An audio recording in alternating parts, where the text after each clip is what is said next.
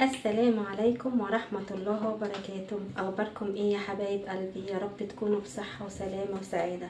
وحشتوني قوي قوي قوي قوي من آخر فيديو عملته. النهاردة بقى أنا معاكم في سلسلة ترتيبات وروتين الغرفة بتاعتي. ناقص بقى اخر ضرفه، هي دي مرضتش اعملها لما اصور. انا برتب الدولاب بتاعي ده، دولاب الشماعات، بس مش عايزاكم تتخضوا، هتشوفوا منظر مش عايزاكم تتخضوا، لان انا سايباه بصراحه يعني منعكش كده ومتبهدل، لاني انا قلت هعمل بقى ايه في ترتيبات وهعمل مجهود. خليكم شايفين، ها شفتوا مفيش يعني الحاجات بقى حطها كده من غير شماعات والدنيا منعكشه ويعني زي ما انتم شايفين. انا بقى دلوقتي هنزل كل الحاجات دي. اول حاجه هبتدي بالرف اللي فوق. دايما بنعمل اي تنظيف من فوق لحد تحت عشان لو اي طرق او حاجه. فانا هعمل الضرفه اللي فوق دي. انا عباره عن ايه، حاطه فيها مفارش سرير، وحاطه بقى فيها هنا دي كلها شنط بقى، اوراق مدرسه شهوده وصور يعني خاصه يعني بيا وكده.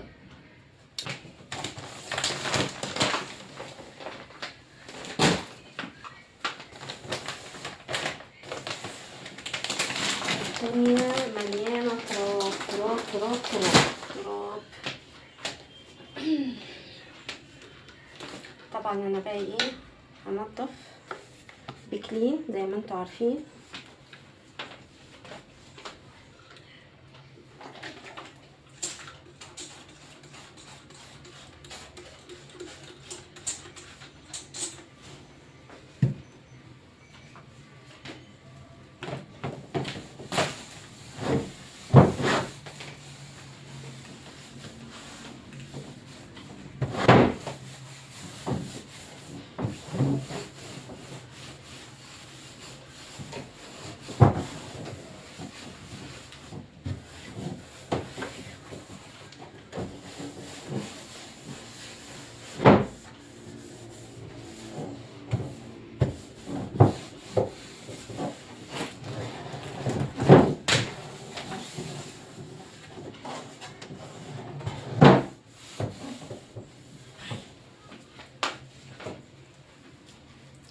هبتدي بقى ايه، اقص المفرش على قد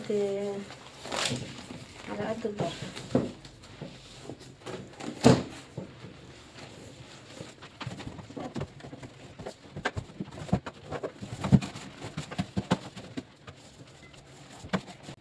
الحمد لله. ايه رايكم؟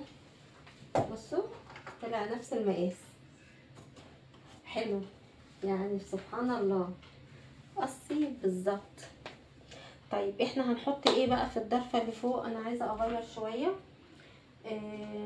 مش عارفه هل انا احط شنط الخروج فوق ولا تبقى تحت افضل، بصراحه مش عارفه.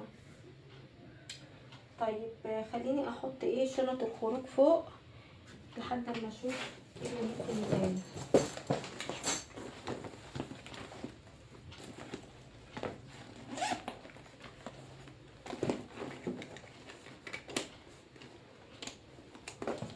ايه رايكم في الشنطه دي؟ كبيره شويه. كنت الاول بحب ايه امسك الشنط الكبيره شويه دي كده، يعني وقت ما كانت شهد طفله، ليه كنت بحط لها بقى في حاجات خاصه بيها وكده، فكنت دايما اجيب الشنط الكبيره دي. دلوقتي بقيت احب اجيب الشنط الصغيره، اللي هي بحب اجيب الشنط دي، بحب اجيب الشنط الصغننه دي. لكن الاول وشهد صغننه كنت بجيب الشنط الكبيره دي. بص الفرق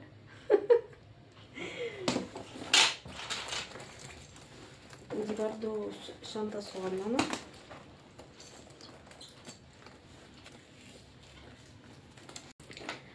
انا بقى فكرت وقلت هحط الشنط فوق كنوع من التغيير. هعمل كده.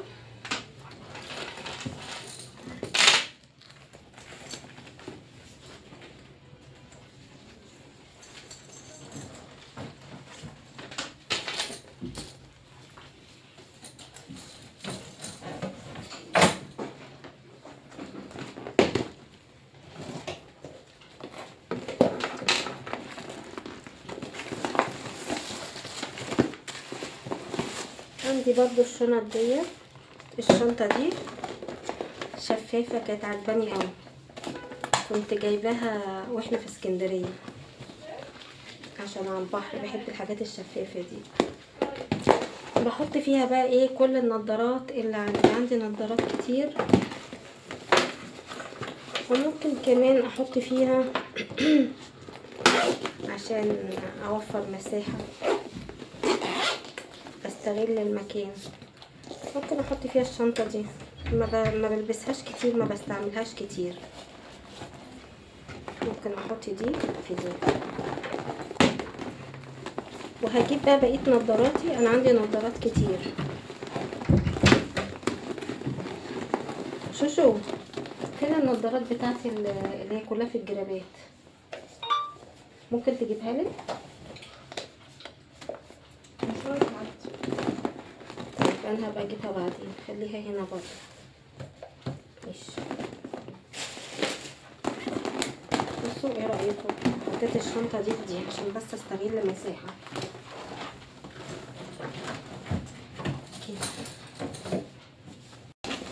والله الشنطه انا بكتشف فيها حاجات بقالي فتره ما اكتشفتهاش. ايه دي؟ شنطه سواريه، دي اختي كانت جايباها لي من السعوديه.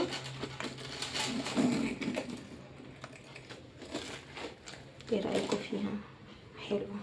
عندي كام شنطه سواريه، فضي وذهبي. دايما انا بحب اوي الشنط الفضي، السيلفر والذهبي.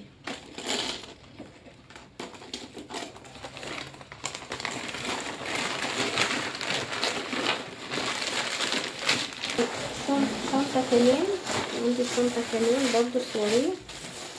انا عندي فرح قريب وعايزه اخد رايكم في اللي هلبسه ايه. بصوا لقيت ايه في الشنطه، جنيه. معرفش الجنيه ده وانا رايحه فرح بعمل بيه ايه. دي برضو شنطه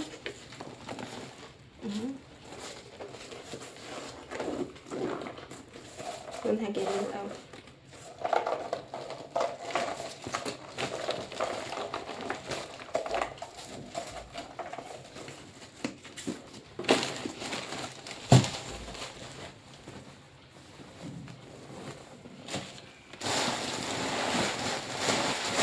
عندي برضو شنطة تانية بس اللولي شوية وقع منها، يعني اللولي وقع منها شوية.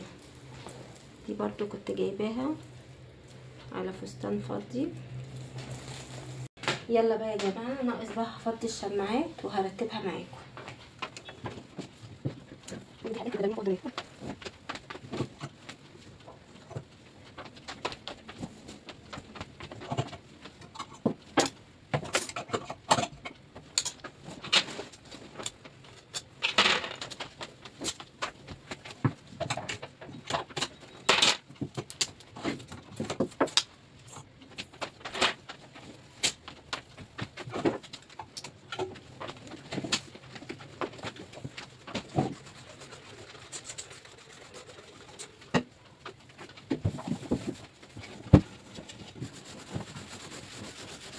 يلا انا طلعت بقى الشنطة بتاعت السفر، لان هي دي اللي فيها كل هدومي اللي هي بتاعت الشتاء.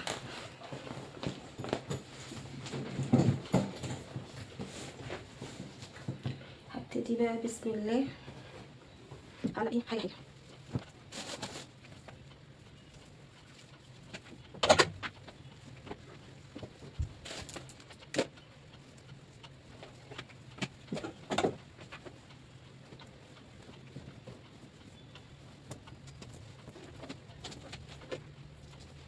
كويس قوي. بعد الدريسنج اللي هو بقى ايه، مش الهدوم مطبقات شنط ولا الكلام ده، يبقى الهدوم متعلقه في الشماعات.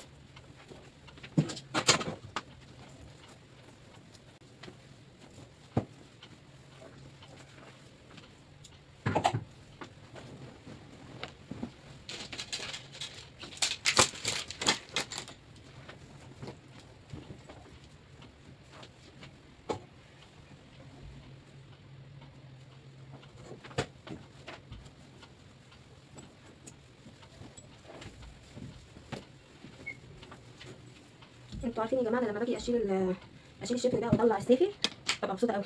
الهدوم الصيفيه عندي سهله وبحب قوي ترتيبها. غير الشتوي، الشتوي تقيل قوي، حاجاته جويه كده، حاجات تقيله. احط الطويل.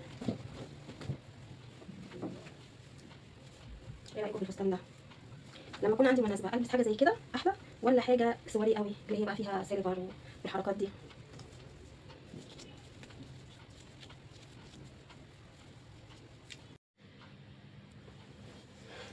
كنت محتاره احط الشماعه ازاي، دخلتها من تحت عشان من هنا ما يحصلوش حاجه يتقطع.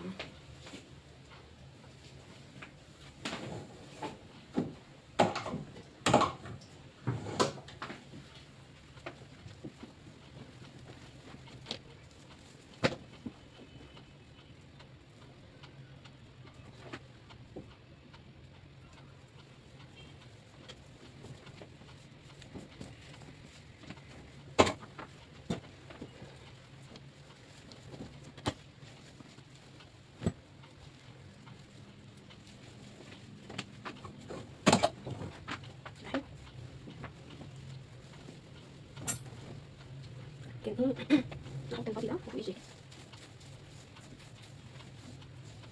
يعني استغل المكان وشماعات. بصراحه انا محتاجه اجيب شماعات حاجات كتير قوي يعني انا حطيت البادي كده. ممكن ايه، لان انا بلبس البادي ده فوقيه الجاكيت ده.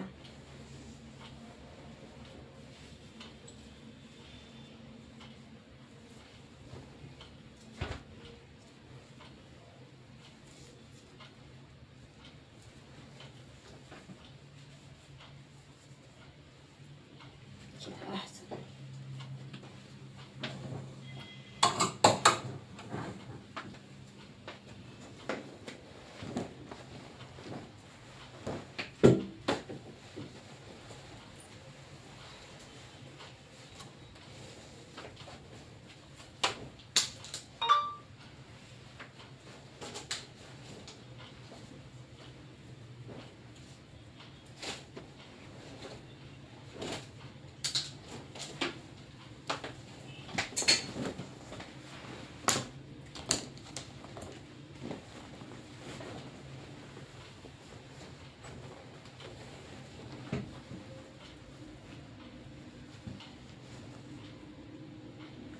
الجاكيت ده بقى مش شتوي قوي ولا صيفي، طبعا خريفي، يعني يعني خفيف شويه مش تقيل.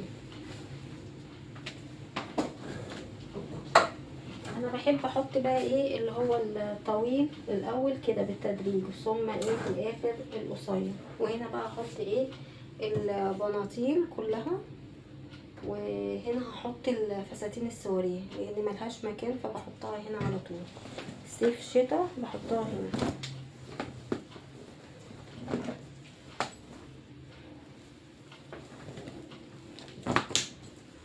طيب هي كل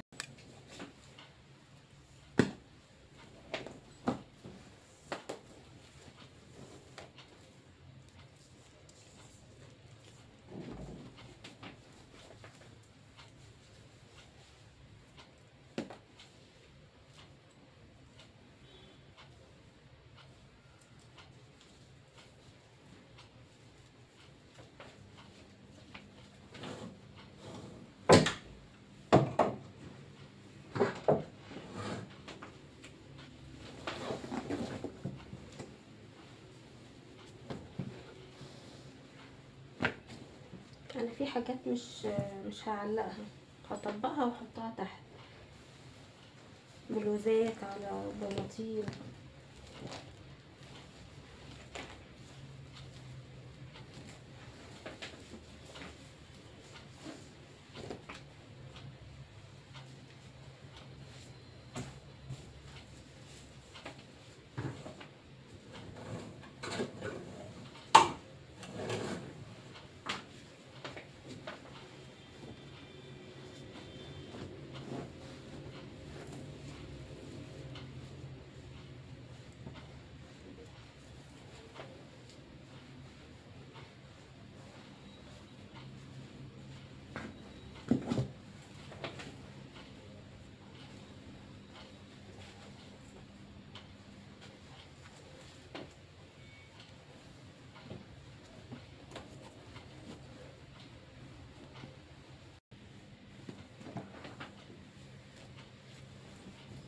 ده جاكيت ده علقه احسن.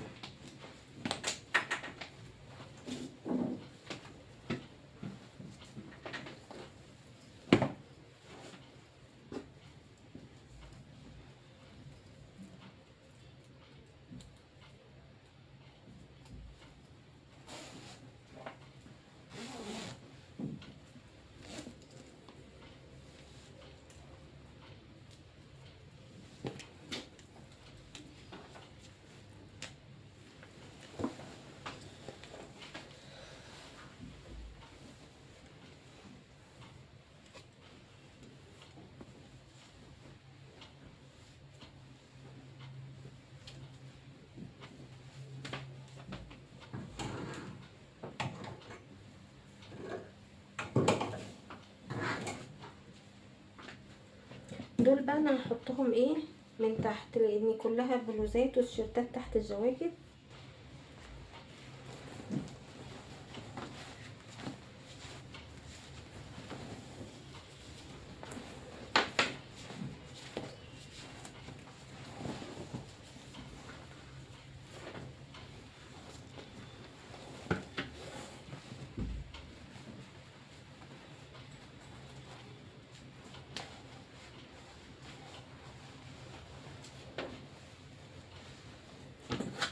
هحط بقى البناطيل.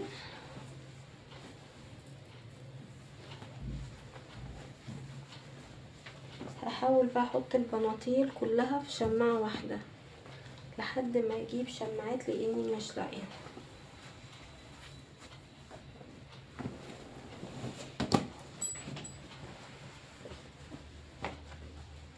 اتصدمت، ما لقيتش شماعات كفايه، وانا ناسيه ان حاجات الشتوي عندي كتير وتقيله. يعني في الصيف ممكن احط مثلا بناطيل فوق بعض، بلوزات فوق بعض عادي نفس الشماعه تبقى خفيفه، لكن في الشتاء لا، صعب. وانا ناسيه ان انا ايه محتاجه شماعات. عادي احطهم كده مؤقتا. لا ده صيف، ده انا مش عايزاه.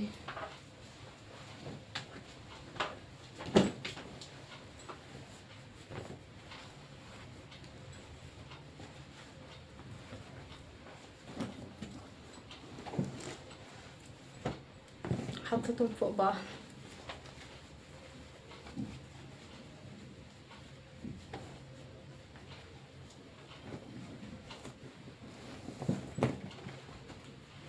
ربنا يستر الشماعة ما تتكسرش.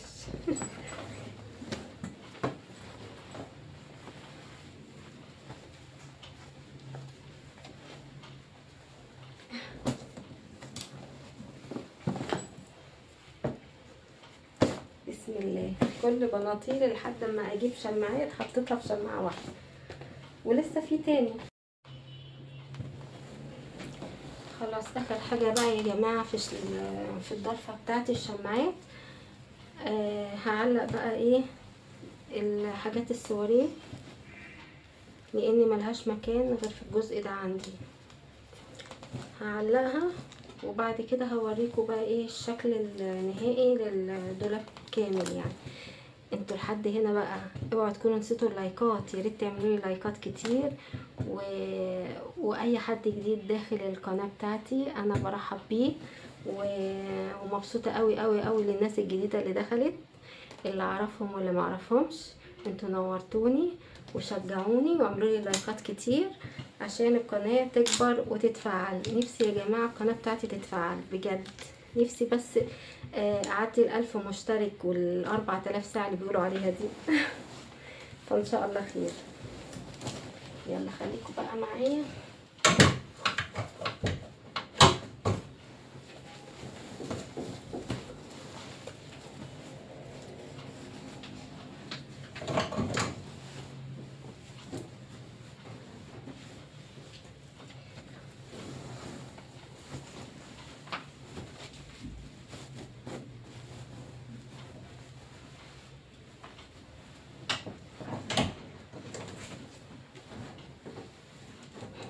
ملهمش مكان غير هنا.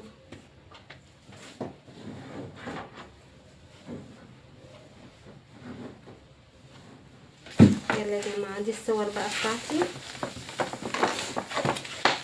ذكرياتي كلها هنا. ايام بقى خطوبتي وفرحي، وصور شهد وهي صغيره، صور كتير كتير ذكريات. يلا انا عايزه اوريكم بقى يا جماعه الشكل النهائي للدولاب بتاعي، وتقولوا لي رايكم ايه. وبعدين بقى انا مع نفسي كده هحط بقى ايه في الشنطه دي، شنطه السفر اللي طلعت منها الشتوي، هحط بقى هطبق الصيفي بقى انا كده مع نفسي عشان ما ازهقكمش والفيديو ما يطولش.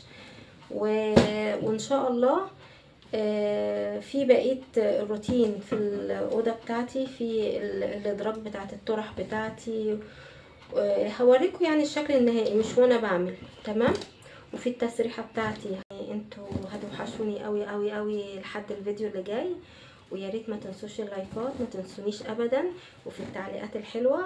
وان شاء الله باذن الله ربنا ييسر الامور ان انا انزل لكم الفتره اللي جايه شويه فيديوهات حلوه. انا عارفه ان انا بغيب عنكم كتير، بس والله الظروف. ان شاء الله خير. واخر حاجه بقى انا هوريكم الدولاب عن قرب، وهقول لكم من هنا ايه مع السلامه، وشرفتوني ونورتوني حبايب قلبي. يلا يا حبايب قلبي، اشوفكم على الف خير، ويا رب يكون عجبكم ترتيبي في الدولاب بتاعي، واشوفكم على الف خير وسلام.